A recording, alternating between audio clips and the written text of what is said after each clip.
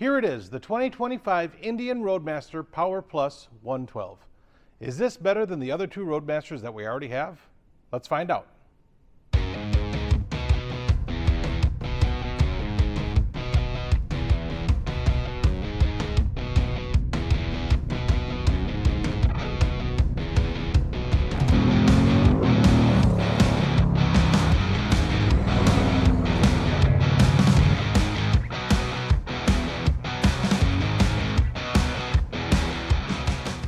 So as I'm sure you've heard, Indian released the new PowerPlus models earlier this year. Of course, we already looked at the Chieftain about a month ago, and now it's time for the Roadmaster.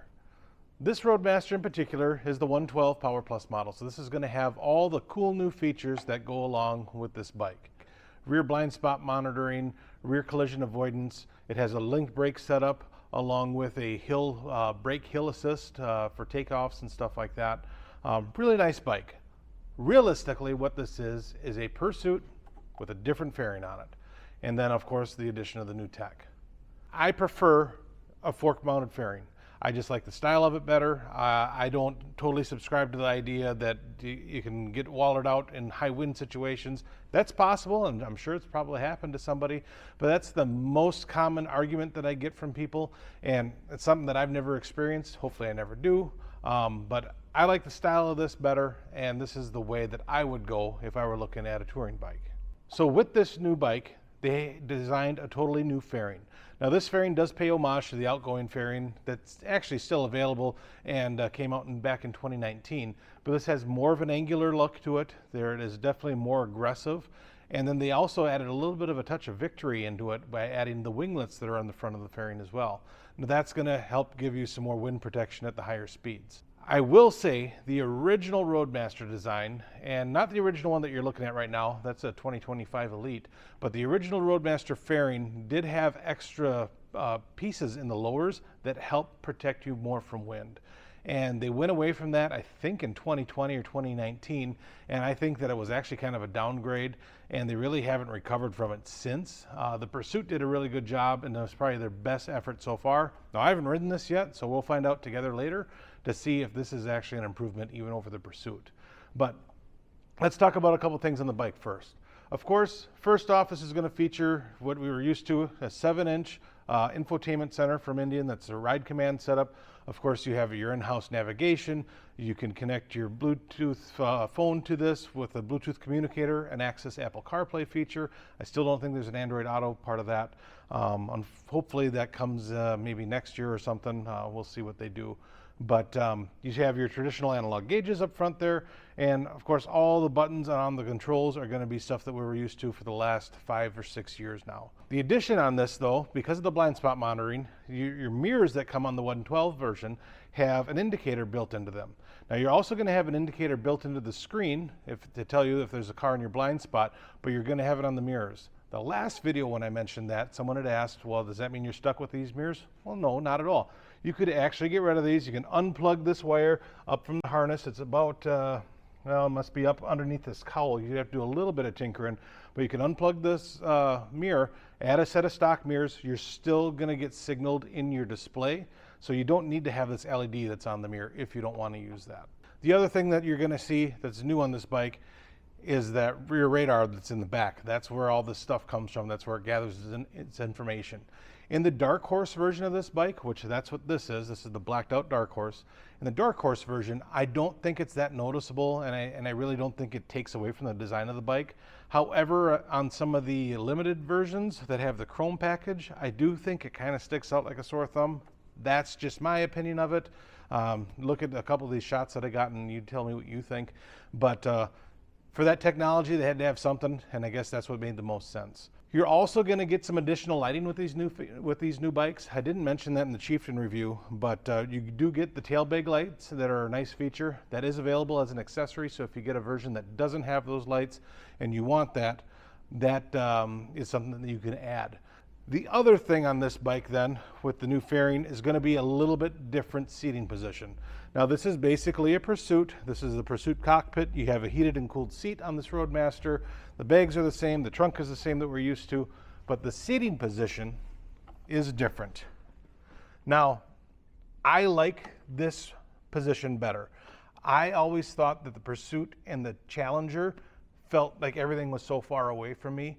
And in my last video with the Chieftain, I'd mentioned that I actually thought that I had more room on this. That was not accurate. This is closer. This is a little bit more enclosed. I have good room in this. My legs sit perfectly good. My reach is perfect. And I can touch everything really easy, and I don't feel like my gauges are a mile away. So it's closer. It's not as open as the Challenger or the Pursuit, but I like this better. I like the feeling of this better. And for me, this is a perfect seating position. This is the ergonomics of this bike are excellent. So, and I know that from riding the Chieftain already. And I'm sure the Pursuit, or I'm sorry, the Roadmaster being the same basic bike is going to be the same thing. Now again, being based on the Pursuit, that means you're going to have the best suspension that you can get from the factory right now. This is going to have the electronic rear shock. It's going to have the inverted fork in the front with your Brembo brakes. So this bike, being a touring bike, is going to handle and perform really good. You have that additional horsepower that you're getting from the 112, putting you at around 126 horsepower and over 130 foot-pounds of torque. And this thing is going to do everything that you need it to do in the cruiser platform. So speaking of that, let's actually take this thing out and see what it's all about. But before we do that, there's one thing I want to mention. One of my biggest annoyances with any motorcycle that I have is when I get home from a ride and the garage doors are closed, I have to get off my bike, go in, punch in the code, go around, open the other garage door just to get my bike in. So there's a company that I came across called 12 Speed Products that make just the thing.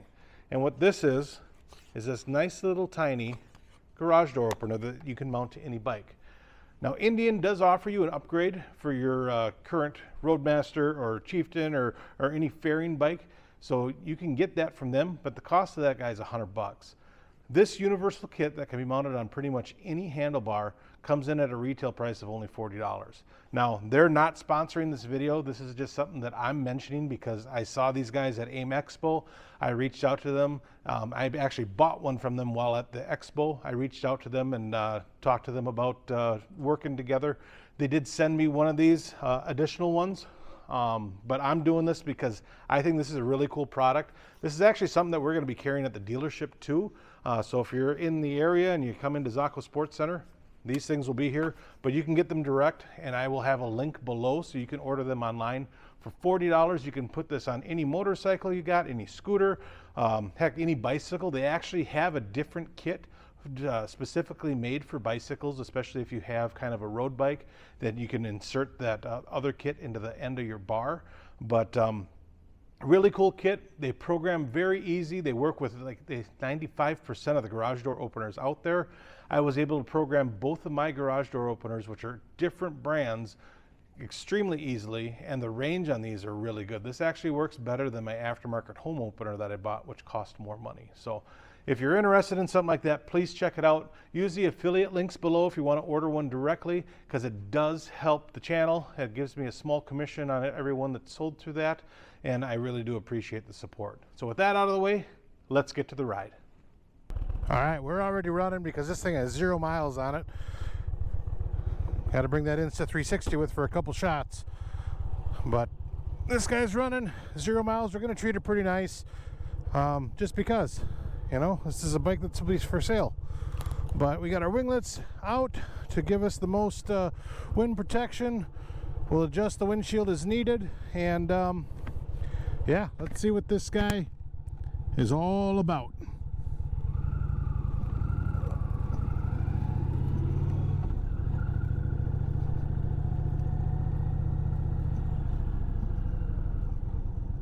We're in standard mode.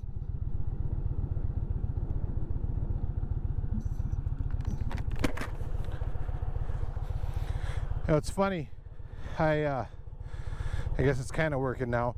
There's a review video that I did on an electric motorcycle that I have, an Axion. I guess I'm starting in second gear because I'm not even thinking right now. Look at that. Started out just fine.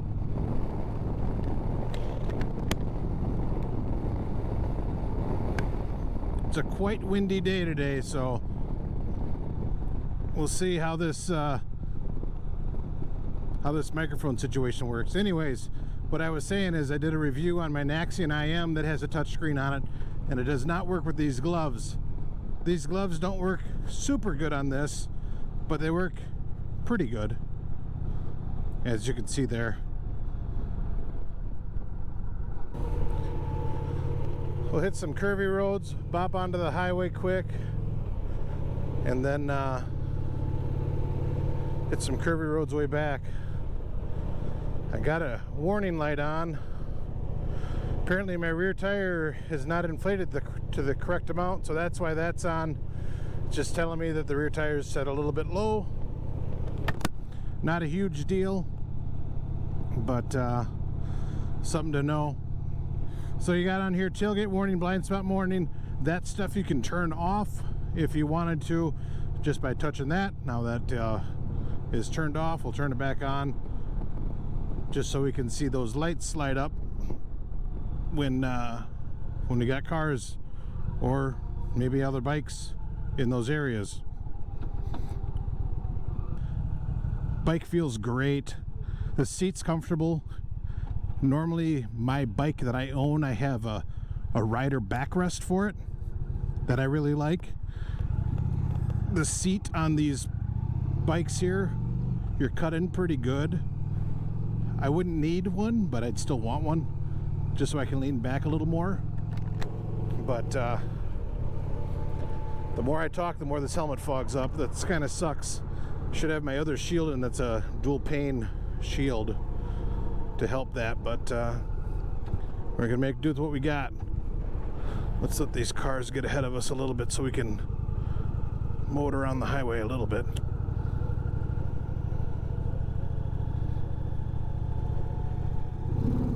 Second gear pull, short shifting.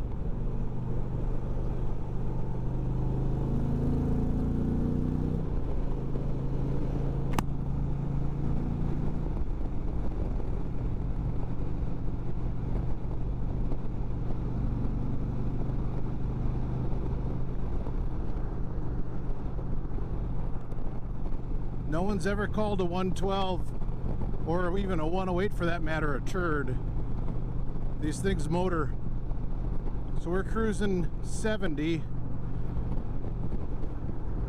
I guess there now he's in my blind spot. You can see it light up right there, right down there.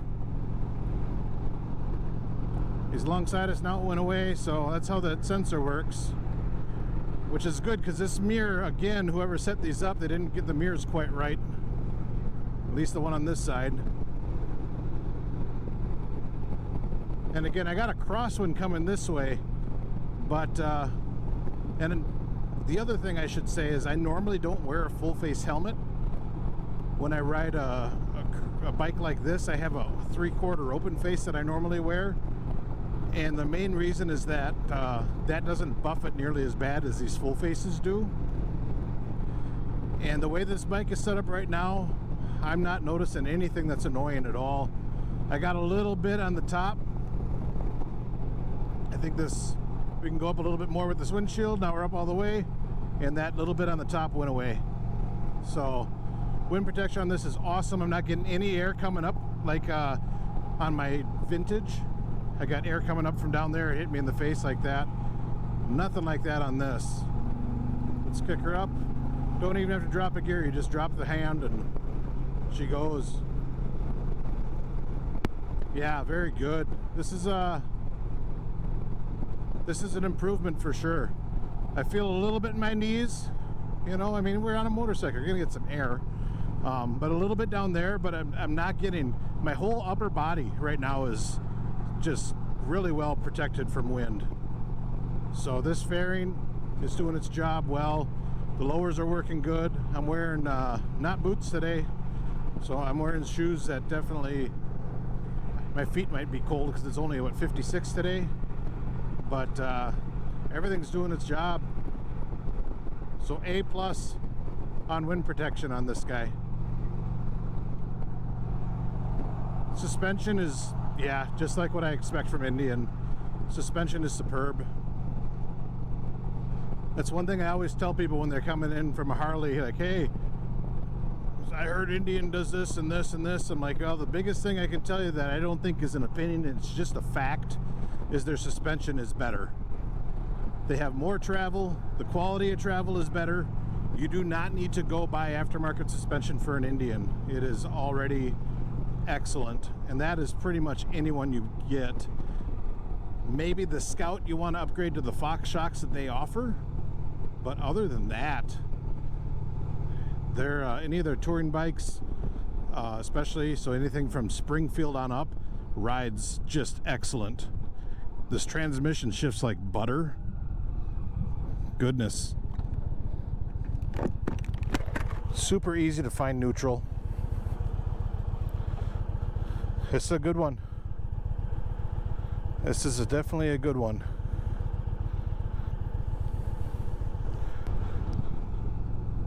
All right, I don't think I'm lost. I think this is one of the roads I want to take back, and we're gonna find out together.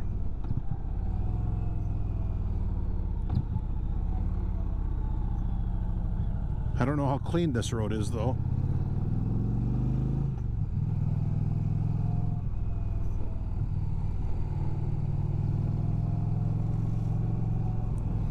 Almost scraping floorboard there.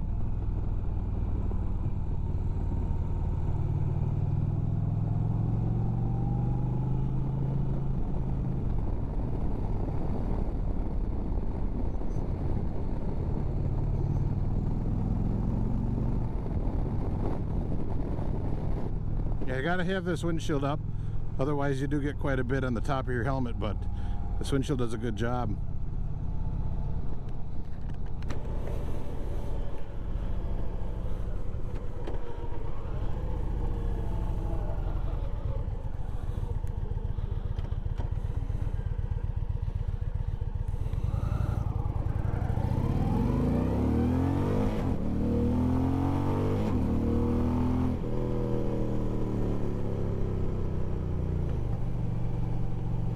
That thing sounds good, actually.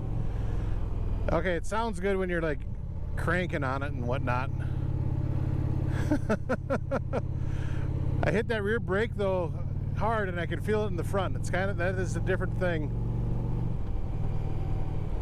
But man, you crank on this baby, and she rewards you with a really healthy throttle sound. Just, yeah. Just a nice growl.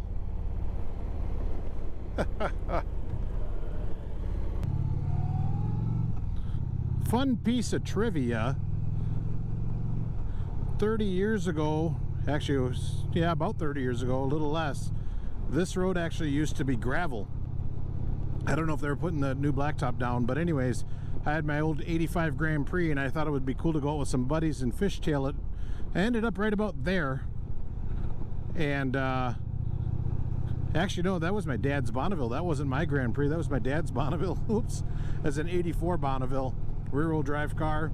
But that farm back there that we just went past, I went there like a little teenager, which I was a little teenager, with my tail between my legs, asking them to pull me out with their tractor, which they reluctantly did.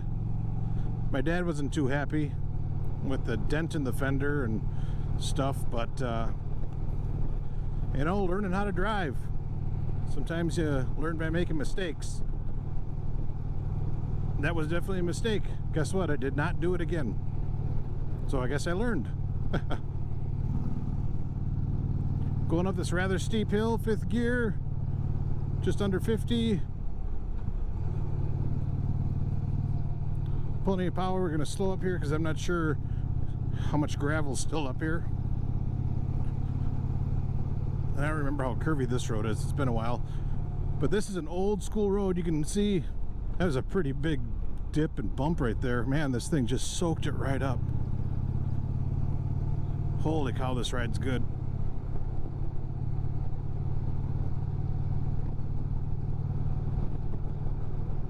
Okay, I guess my one thing that I don't like about it, and this is silly because I do like the way this bike looks, but I wish you could have the original design of the Roadmaster, because that's my favorite one, with this chassis on it and ride like this.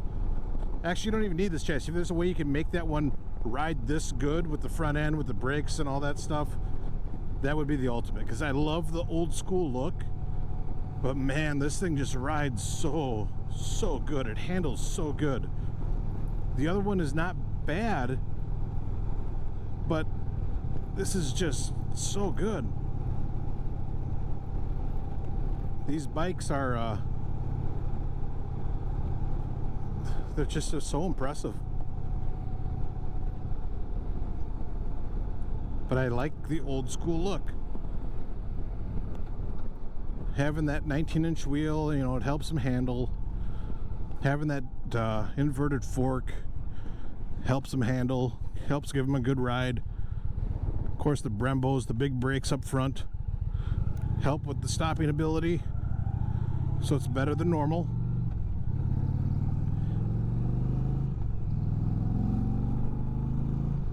You know, the old one isn't bad. The old one rides really good, actually. I've never gotten on my vintage and said, man, I wish this thing rode better. It actually does ride really good. But this is just superior.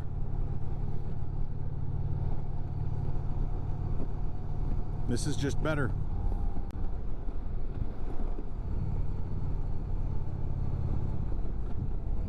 This road might have some dirt in her. Oh, she's pretty good.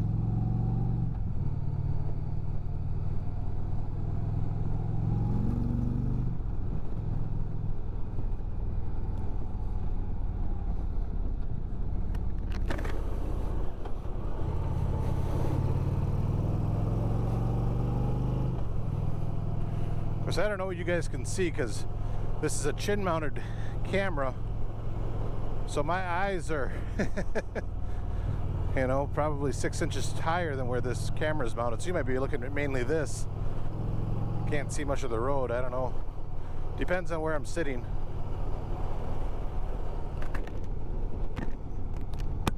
Man, this is a comfy bike.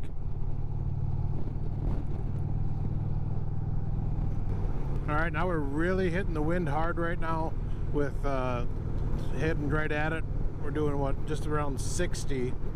And again, the way that this thing protects you is good. The buffeting on my helmet is pretty much non-existent. There's a little bit more now that we're heading like directly into the wind. But it is super manageable, nothing that would annoy me. Like I said, most bikes I wear a 3/4 helmet because I don't like the buffeting and it really messes with me. So this thing here, I got 26 miles in so far, and you know, shooting some B-roll. You can see I'm doing the dumb thing and I have an Insta360 in my hand because I haven't put it back away yet. But this is it's a really nice design bike. Excellent wind protection and power, the ride, it's just really good. The handling, awesome. The other thing that I don't know if is mentioned too much in regular reviews, first off, but you know, these things still come with that Metzler Cruise Tech tire on them, and the idea is because they're more of a performance chassis, you know, as far as performance cruising and performance touring, they want you to have a stickier tire. We have had a few here and there that are bad within a few hundred miles. The front end just has a weird, like, it feels like it's out of balance, and it ends up being the tire that's the culprit. So that's my only gripe is, yeah, you probably have a little bit more grip with those Cruise Techs, but the other side of that is they sometimes actually have some tread wear issues very early on where they become almost unrideable. So it's not on every one, but we've seen it a few times on the Challengers and whatnot that come with them. So I guess hopefully they can get that figured out, because otherwise the tires hold well in the corners.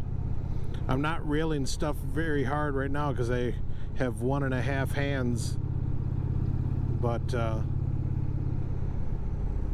the one thing that is nice about this bike right now in this situation, when I really don't have full use of my right hand, which again is stupid on my part, I get it, but this link brake system gives me confidence that if I needed to stop, I have a little bit more stopping power than I would normally if I was only running a rear brake. So kudos to Indian for thinking about me when I'm filming a review video with 1.5 hands, so thanks. Well, let's get back to the shop here and let you guys know what I think about this puppy in the end.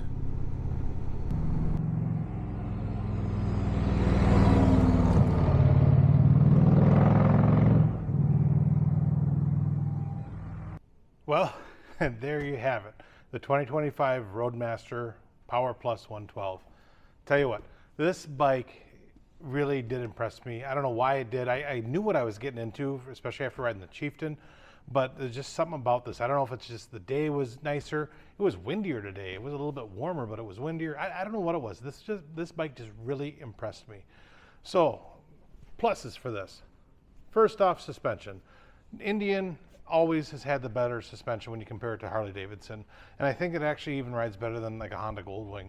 The suspension on this is excellent. This is going to be an awesome two-up bike, but if you wanted to take the trunk off and run it solo, or even with the trunk on, whatever, this is a really good solo cruiser too. It feels nimble. It definitely wears its weight extremely well. That is a thing that's nothing new in the Indian world. You know, it just handles awesome. With the Brembos now on the Roadmaster platform, that stops really good. The linked braking system works excellent as well. There was a little bit when I was doing some B-roll stuff and my throttle hand was kind of occupied by my Insta360 as well, so I couldn't really grab the front brake. Having that linked brake system really was nice because I knew I had more stopping power than I would if I only had a rear brake to work with. Another advantage of this bike is that engine. That 112 just makes power. It has the torque down low, it has the horsepower up high, it cruises really nice. You're not giving anything up to make that kind of power. There's no runability or silly idle issues. It's super easy to drive. The transmission shifts like butter. It is just a really, really good engine, and it does everything that you want it to, and actually probably even more. Wind protection. People are going to ask, how's the wind protection? How's the buffeting? With that full face helmet on, I'm wearing an LS2. Okay, this is what I'm wearing. I got a GoPro mounted on the front, which is also a wind block. Not as bad as when I used to have it mounted up top, but this is what I'm wearing. Not a small lid, but this thing did really good. All I had to do was crank that windshield up, and I mean, I was totally unbothered by any little bit of buffeting I'd feel, and it was only like when crosswinds would hit me a certain way. If I was feeling it, all I had to do was bring that windshield up a little higher, and it went away completely. So very good aerodynamics as far as keeping the wind off the rider. I would assume the passenger experience is going to be very similar. And then you can still open it up. I never even opened up the lowers. I opened up the side vents a little bit just to see, and the buffeting never came even with those open. So it just shot the air by me, so I got a little bit of cooling on my torso, let's say, but it didn't do that annoying thing where it comes up and like when I wear my 3/4 helmet, this is what I look like. I look like that guy from that Adam Sandler movie, you know, my beard's just doing this. I didn't feel any of that. So cons, I really don't have any real ones. I like the styling of an old school bike. So my favorite is over there to my left. That is the Elite, the 2025 Elite. Now that isn't my favorite Elite, but that body style Roadmaster is what I would prefer. Now, if you take that bias out of it, this is the best Roadmaster ever made.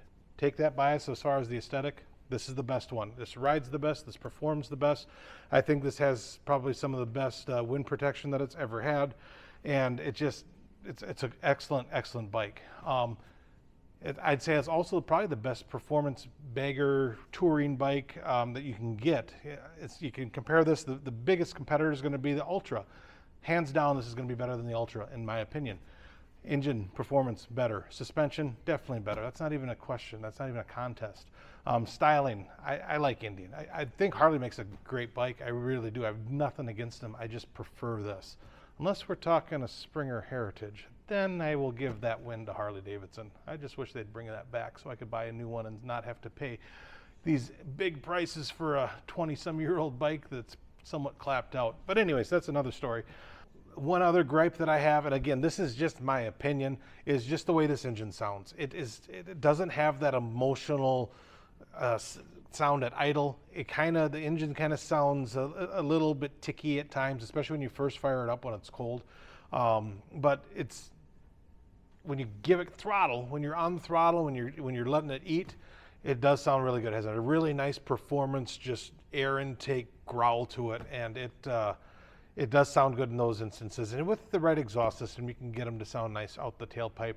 The Thunderstroke is still going to be superior, in my opinion, when it comes to sound overall. But besides that, this thing is awesome. I should mention in the intro, I probably fixed it hopefully in editing, but this is not a heated and cooled seat. This is only a heated seat. You can get a heated and cooled option, but you do have to upgrade to that. So that's one thing in this PowerPlus family.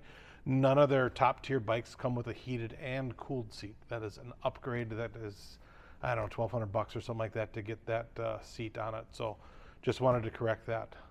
But anyway, let me know what you guys think. I rode the Chieftain now. I rode the Roadmaster. You know, let me know what you guys think of these bikes yourself. I think they're excellent. If you haven't had a chance to ride one, get to your dealership. Indian is really trying to get these out in front of the public this year, so there's going to be demo trucks all over the place.